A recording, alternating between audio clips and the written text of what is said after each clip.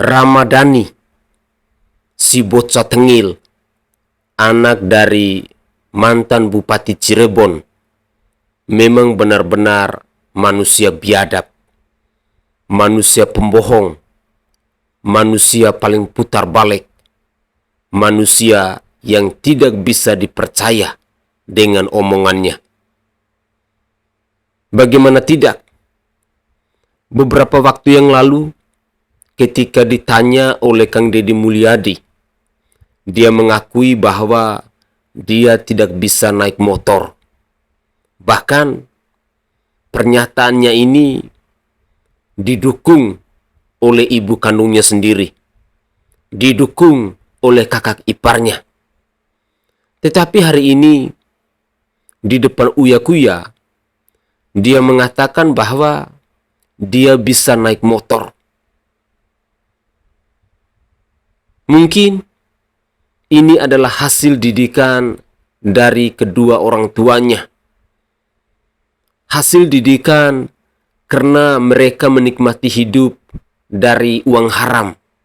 Di mana kita ketahui bersama-sama bahwa bapaknya yang bernama Sanjaya, yang saat ini sedang mendekam di penjara itu, telah melakukan korupsi senilai 66 miliar rupiah. Sehingga tidak heran bila mental, karakter, sifat dari anak-anaknya ini pada rusak semua. Tidak bisa untuk berkata jujur. Dididik untuk menjadi manusia pembohong. Untuk lebih jelasnya, saya ingin mengajak mirsa sekalian, mari kita simak videonya ini. Pasti boleh. Boleh ya. Oke, berikutnya. Oke, gue mau nanya nih. Soalnya kemarin sempat diwawancara sama Kang Deddy Mulyadi. Iya, betul. Lo bisa naik motor apa enggak? Iya, betul. Sekarang gue tanya lagi, lo bisa naik motor enggak? Sekarang bisa. Hah? Sekarang lo dibilang Kang Deddy kan bisa naik motor. Lo jangan bohong dong ini. Jadi lo sama Kang Deddy Mulyadi ngebohong dong. Calon gubernur lo itu. Oh iya. Lo ngebohongin calon gubernur, kalau sama calon DPR, bukan calon DPR RI terpilih lo bisa bohong. Bisa naik motor apa enggak? Jadi ceritanya pada saat itu Kang Deddy itu ke rumah untuk mengklarifikasi tentang berita yang beredar tentang kasus Vina. Dan saya ditanya bisa naik motor atau tidak. Dan saya bilang secara fakta emang saya itu tidak bisa naik motor. Gitu. Saya bilang, saya sampaikan saya tidak bisa naik motor. Setelah beberapa hari video itu terupload, kita putar dulu videonya ya. Oke. Ini biar ini. Soalnya gue juga penasaran. Lo bilang Kang Deddy nggak bisa naik motor, kalau Kang Deddy bilang nggak bisa naik motor, atau lo naik motor nih? Iya. Videonya nih. Oke, jelasin.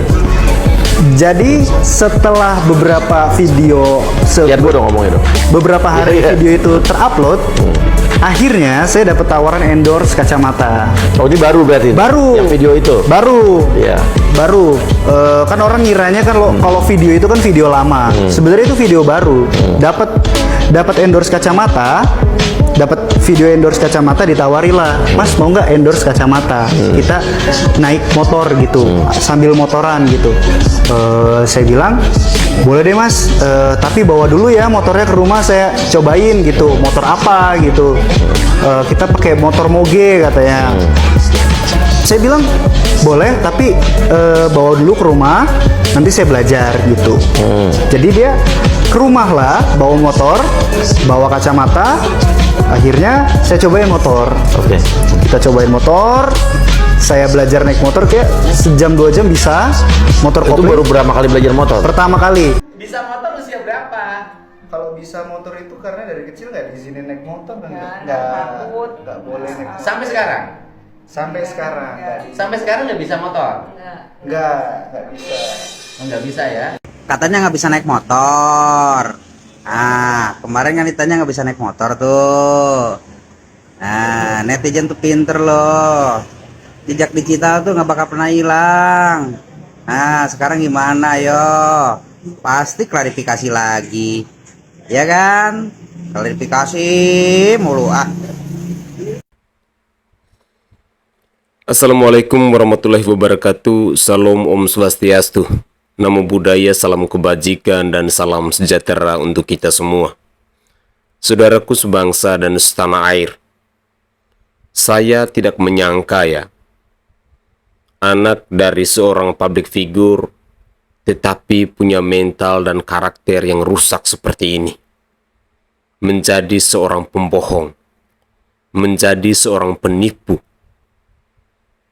tidak bisa berkata jujur, sangat disayangkan. Atau mungkin ini adalah hasil didikan dari kedua orang tuanya. Saudara, saya sangat yakin dan percaya bahwa sejak kita duduk di bangku TK mungkin, di SD, SMP, SMA, sampai kita sudah dewasa, kita pasti diajarkan oleh orang tua kita untuk berkata jujur. Dididik oleh para guru kita untuk berkata jujur.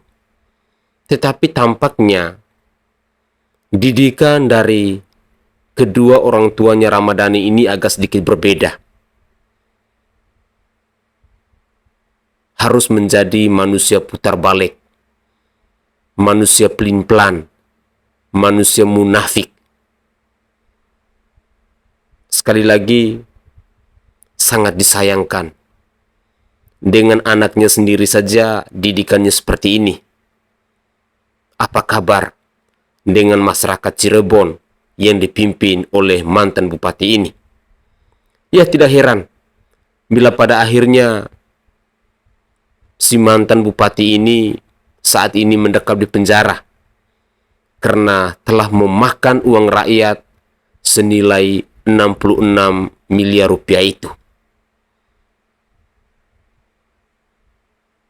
Semoga saja dimanapun kita berada, kita bisa berkata jujur, kita bisa mendidik anak-anak kita untuk berbuat baik, untuk berkata jujur. Karena kebohongan itu tidak baik. Yang namanya kebohongan, kemunafikan, itu sangat tidak baik di dalam diri kita. Tanamlah di dalam diri kita hal-hal yang baik.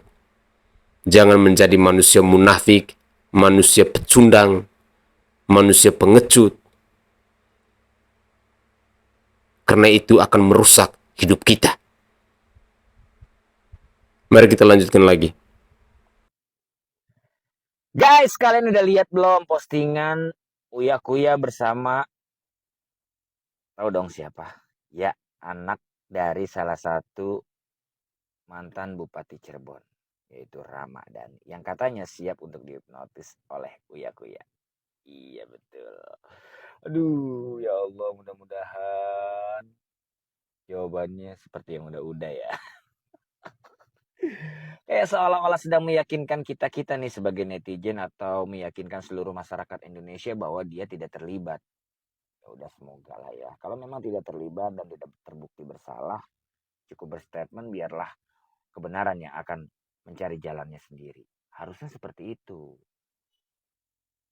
Jadi nggak usah sibuk klarifikasi sana sini, sibuk klarifikasi sana sini. Hati-hati ntar kepleset bagaimana ceritanya. Ya udah guys, kalau menurut kalian jawabannya apa nih? Cirebon. Sementara itu, para geng motor pelaku yang terlibat dalam kematian Vina ini mulai terkuak. Anak mantan Bupati Cirebon yakni Peggy Setiawan dan saudara Egy Ripra yang sebelumnya membantah dirinya tidak terlibat. Rupanya rekayasa mereka kini turut dibongkar oleh munculnya sosok bernama Syarif Maulana Rudiansyah. Padahal saat diinterogasi dan menyampaikan klarifikasinya, Peggy anak mantan Bupati dan Egy Ripra tersebut membantah atas tudingan yang menyudutkan mereka. Bahkan keluarga mantan Bupati Cirebon telah merubah identitasnya jika sosok Peggy bukanlah anaknya, yang dilimpahkan kepada Pak Cecep asal Cianjur.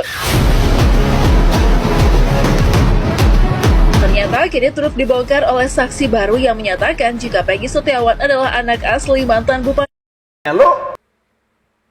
Saya sangat yakin dan percaya bahwa kebenaran pasti akan mencari jalannya sendiri. Saudaraku sebangsa dan setanah air, dari klarifikasi-klarifikasi yang dilakukan oleh keluarga mantan Bupati Cirebon ini, tampaknya ada kepanikan besar yang dipertontonkan dari keluarga ini kepada rakyat Indonesia. Jujur, beberapa hari belakangan ini saya melihat bahwa keluarga ini, dari mantunya, dari ibu ayunya, dari ramanya, semuanya pada sibuk untuk memberikan klarifikasi. Ada kepanikan yang begitu luar biasa yang ditunjukkan oleh mereka. Kemarin saat klarifikasi, ada pernyataan dari ibunya yang keceplosan. Pertama, dia mengatakan bahwa saya memiliki 4 anak, tetapi tiba-tiba dibisik oleh anaknya si Rama ini, akhirnya rubah menjadi 5 anak. Yang salah satunya adalah Peggy Setiawan. Dan itu pun videonya sudah saya tayangkan. Lalu, hari ini kita dipertontonkan lagi dengan kebohongan dari si Ramadhani ini. Ketika dia mengatakan bahwa dia di-endorse, logika akal sehat saya tidak terima. Bagaimana tidak? Dia menerima endorse dengan tawaran harus naik motor. Sementara dia sendiri tidak tahu naik motor. Belum pernah naik motor. Apalagi itu adalah moge. Sekali lagi, omongan dari si Ramadhani ini tidak bisa dipercaya. Itu yang perlu kita garis bawahi. Berikut ini, saya akan menghadirkan cuplikan video terkait dengan kritikan pedas dari Mbak Widya kepada lawyer kondang. Entah siapa yang dimaksudkan oleh Mbak Widya ini, apakah Bung Hotman Paris Hutapea, ataukah ada lawyer kondang yang lain. Dan juga dalam cuplikan video saya ini, saya akan menyajikan juga kritikan pedas dari Mbak Widya juga kepada Mbak Putri, yang adalah lawyer atau pengacara dari keluarga almarhum Vina ini. Mari kita simak bersama-sama. Halo, buat pengacara kondang, ya, yang katanya mulut comberan itu, ya. Nih, kemarin kok kenceng banget suaranya, katanya jangan menghalang-halangi penyidikan, ya, para oknum-oknum. Tapi kok banyak klarifikasi, dibilang nggak mungkin. Tapi kan BAP, bukti BAP itu kan kasus-kasus dulu sekarang ini udah mulai dibuka, ya. Jenazahnya Vina, jenazahnya Eki udah disiksa kayak gitu, disiram saus pula, ya kan.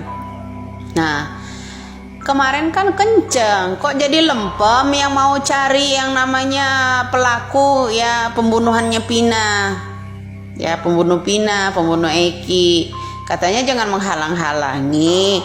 Kok arahnya sekarang ini pembelaan buat keluarga bupati, bukan mencari kebenaran untuk keluarganya Vina. Heran saya, ada apa ini? Kok jadi berbalik arah? Ya kan? Jadi berbalik arah gitu loh. Ya, pengacara ya. Ada apa ini? Tadinya kan kenceng banget nih mau urusi soal kasus Vina, mau bantu keluarganya Vina, ya kan? Nah, kok sekarang malah kencengnya belain yang namanya keluarganya, yang namanya bupati, mantan bupati Cirebon, termasuk juga ada Putri di situ timnya, ya kan? ya kan? Nah kemarin kan kencang katanya mau tangkap, mau usut kasus orang pelaku yang ini pembunuh Pinanya, terus yang perkosa Pinanya, ya kan, pembunuh Ekinya, mau tangkap katanya pelakunya. Loh kok malah bukan lebih kencang ke usut, ambil BAP lamanya tentang pengaduannya ke kepolisian untuk memenangkan kasus untuk ke keluarga Vina, malah kok berbalik arah ke keluarganya mantan bupati. Ini sebenarnya peluru nyasar ini, Pak pengacara, ya Pak pengacara, peluru nyasar kemana-mana itu, ya, peluru nyasar, sasaran katanya kemarin mau belain keluarganya Vina, jangan sampai ini mau udah tahu spermanya segala, ada masalah otopsinya segala macam. Sekarang ini kok jadi kendor gitu urusannya, ya, ada apa? Berapa bayarannya, ya? Nah sekarang ini ada tamu juga nih di Uya Kuya tuh, ya, drakor untuk berikutnya. Kemarin drakor masalah nggak bisa motor, ya kan? Nah, bilang kebanyakan minum susu basi, Anda itu kebanyakan makan uang haram, tidak mau makan babi, ya kan, tapi kebanyakan makan uang haram itu, ya. Babi dan uang haram apa bedanya, ya tuh dengerin ya. Kemarin katanya mau belain keluarganya Pina, mau usut. Seharusnya arah pengusutan itu kalau memang benar-benar belain yang namanya keluarganya Pina, ambil dong BAP lama itu, seperti orang-orang pengacara yang sederhana yang dari kampung-kampung, belain itu. Kenapa kok orang kuli bangunan yang harus ditetapkan tersangka? Itu loh, ya. Terus Peggy Setiawan, anaknya bupati kemana? Ya, Peggy siapa itu namanya? Peggy Panji kan? Terus apa lagi itu satu lagi? Nah, itu loh yang harusnya dicari, ya, cari tahu ke sana, kencengin dong kalau mau cari tahu kasus yang namanya pengusutan pelaku yang memperkosa Pina, yang membunuh Pina dan Eki, ya kan? Itu harusnya mengarah ke sana. Kok malah bikin tembok pemeriksaan buat keluarga yang dicurigai? Salam waras aja tuh buat pengacara, ya. Pakai masker terus. Sekarang siapa yang bisa menjamin keselamatan saya? Gitu aja. Gitu aja. Sekalian kan mempertanyakan kenapa kok selalu pakai masker, kenapa kok selalu disembunyikan? Siapa yang bisa menjamin keselamatan saya? Berarti sekarang udah ada yang jamin kan? Ada. Ya udah ada Bang Hotman. Iya, LPSK. Dari pihak Polda pun sudah menjaminkan keselamatan saya. Iya, LPSK. Nah kan bener kan sama Pak Hotman, tapi dia mau yang menerima uang 60, kamu apa Linda yang si Tato nih? Itu tuh kalian tuh kan tahu dari berita, ya kan? Kamu kan tahu dari berita. Ya. Enggak, bukan saya dari berita, saya kenal Pak Hotman pun. Menerima katanya. Menerima 60 juta itu, kamu buat modal nikah kamu kan? Kok kamu? Itu dari siapa? Kok kamu?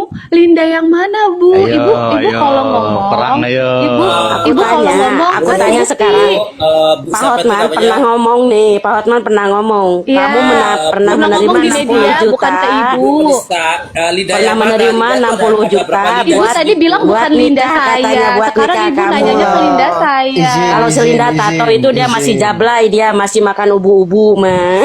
Tadi makanya Ibu tadi bilang bukan Linda saya, sekarang nanya ke Linda saya. Ada bukti, Bu. Enggak, makanya kan saya bilang kalau kerasukan itu emang nggak akan jadi saksi kalau yang orang kemasukan. Kalau yang 60 jutanya itu saya nanya di Linda Tato apa di Linda kamu, tapi yang menerima di Hotman. Nah sekarang kamu kan, nah sekarang kamu udah ngomong dari Hotman kan.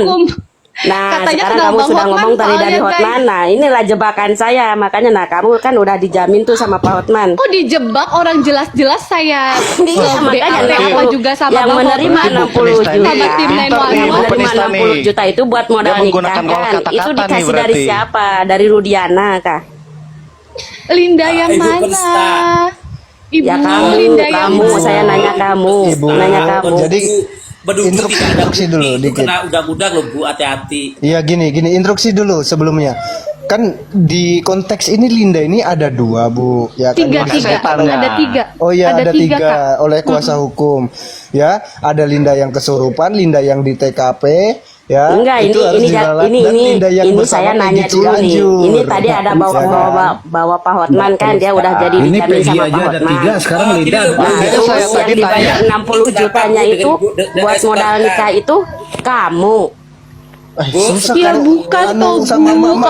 Nah, gimana nih Putri? Apa kabar kasus suaminya udah tuntas? Atau jangan-jangan katanya kan waktu itu kan diwawancara Putri nih, katanya suami saya dibunuh orang, ya kan? Dibunuh orang alasannya apapun, dibayar untuk membunuh suaminya gitu. Siapa ya kira-kira ya? Coba Put, coba terawang itu Put. Siapa kira-kira yang membayar orang untuk membunuh suaminya Putri? Ya Put? Ini disengaja atau tidak sengaja Put? Disengaja atau tidak sengaja? Terus. Ya Put? Suaminya dulu dipukul ya? Ya Put ya? Itu dipukul dari belakang. Itu ulahnya siapa Put? Apakah orang ini suruhan seseorang? Apakah ini sengaja? Saya jadi curiga Put. Ya, saya jadi curiga. Cuma saya ngasih bayangan sedikit aja. Nah, lebih baik itu aja deh daripada sibuk mau cari Widya. Mendingan kamu rapatkan barisan timnya, bayar sayembara, cari pelaku pemukul suaminya aja. Atau jangan-jangan orang itu memang disuruh dari orang terdekat sendiri. Itu dari bayangan saya Put. Ya, kamu mau ngetes saya kan? Jadi gini, saya ada curiga ya Put. Suamimu dipukul oleh orang katanya, dibunuh oleh orang. Tapi Put, orang itu orangnya sangat dekat sekali sama suaminya. Tapi dia lewat tangan orang lain. Ya Put, kamu mengetes saya kan Put? Silakan Put, percaya atau tidak kamu? Justru saya curiga sama orang yang sekarang ini lagi tenar-tenar karena ada keselisih pahaman, tidak setuju seorang suami bahwa kamu itu ikut berpolitik. Ting, ya Put ya. Jadi ini bukan ngarang-ngarang ya Put. Oke, ini di luar nalar manusia. Ya Put, menyedihkan sekali. Kalau memang ada orang yang disuruh untuk memukulnya. Lebih baik Putri cari tahu aja. Ya, siapa pemukulnya? Apakah peluru tanda panahnya akan balik ke badan Putri sendiri atau bagaimana? Cari tahu ya Put ya. Saya cuma menghimbau itu aja. Paslon dari PAN, calon wali kota Bandar Lampung, seorang putri yang sekarang ini menjadi hakim, bukan pengacara, karena dia telah memvonis yang namanya Peggy Setiawan, seorang kuli bangunan, bahwa dialah pelakunya. Tapi yang namanya Putri tidak bisa membuktikan mana buktinya bahwa Peggy Setiawan itu adalah positif pelakunya. Mana bukti CCTV-nya yang sudah diumpetin untuk kepada Kapolri rakyat Indonesia ini? Coba perintahkanlah. Indonesia butuh kejujuran. Indonesia lagi menunggu-nunggu deg-degan. Ada satu rahasia, suatu bukti yang amat itu ya, jelas ya, terutama dari CCTV itu. Tolong dibongkarlah Pak Polisi, Pak Kapolri, tolong. Indonesia ini agar selesai. Kalau Bapak udah bongkar itu, ya bongkar bukti itu Pak, yang masih disimpan itu, tolonglah kasih taukanlah. Jangan beribet dah. Ya, mau mikir teman itunya, teman ininya, nggak enak sama jenderal itu, nggak enak sama jenderal ini. Mending Kapolri tegaskan saja itu ke publik, bukti yang disimpan oleh polisi itu. Oke Pak, dan jangan lupa buat Putri, lanjutkan penyidikan kasus pembunuhan suaminya. Ya Put, pemukulan suaminya, siapa yang memukulnya? Orang bayarankah atau orang terdekatkah? Hah, hah, hah. Ya Put, mudah-mudahan kau kepalanya keliengan nyimak konten ini. Oke guys, itu adalah cuplikan-cuplikan video yang bisa saya persembahkan ke hadapan pemirsa sekalian. Dalam cuplikan video di season terakhir ini, kita mendengarkan dua cuplikan video yang begitu luar biasa dari Mbak Vidya, di mana yang pertama dia mengkritik tentang lawyer kondang ketika narasi yang dibangun oleh Mbak Vidya ini, jikalau kita mau lihat dengan realitas sekarang, tampaknya ada benarnya. Dulu kalau kita perhatikan, Bung Hotman Paris Hutapea itu getol untuk membela keluarganya Vina.